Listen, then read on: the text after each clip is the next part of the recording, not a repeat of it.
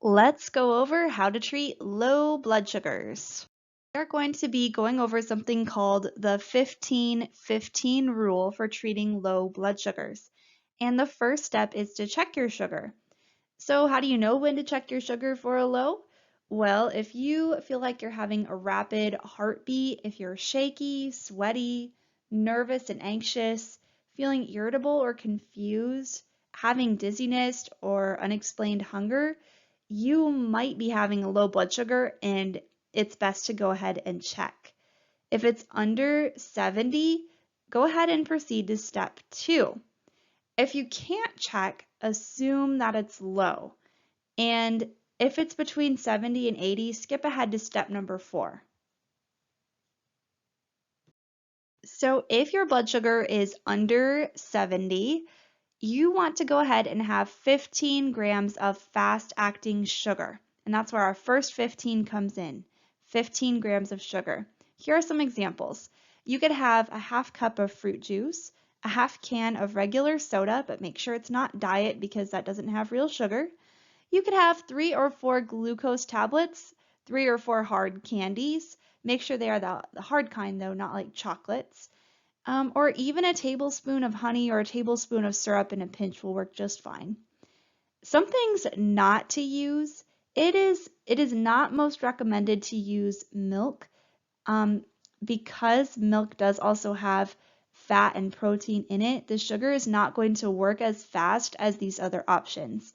And one of the most common misconceptions that I've heard out there about diabetes is that you can use peanut butter to treat a low blood sugar. This is absolutely false. Peanut butter will not treat a low blood sugar. If you've ever had a low and you had peanut butter and it increased, well, honestly, you just sort of got lucky because what really happened is your liver kicked in, released some extra blood sugar for you, and you went on your merry way. But peanut butter itself actually does not treat low blood sugar. There is basically no sugar in peanut butter. It's like the lowest sugar food out there. It's just protein and fat in peanut butter. So please do not use peanut butter to treat your low blood sugar. Go ahead and choose one of these other options. And what a lot of people do is choose one of these options to just keep with you all the time. And maybe the easiest ones is to just have like some juice boxes with you, or even easier would be glucose tablets or hard candies. And the reason it's important to have what I'm calling like an easy one is because if you're having symptoms of a low, like if you're shaky and confused, you want something that's going to be really easy to open and pop in your mouth. So if you have like a hard candy where all you have to do is like pull the wrapper, it unwinds, you stick it in your mouth, like that's awesome. Or if you have glucose tablets that open pretty easily, that's awesome. If you're having to mess with like the top of a soda can, that might be a little more difficult, for example. So just keep in mind you do want it to be something that you can get to easily.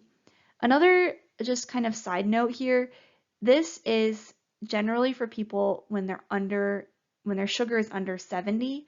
Your doctor may actually have a different number for you. If you're prone to going low, your doctor may want you to stay over, for example, 80, but in general it would be 70.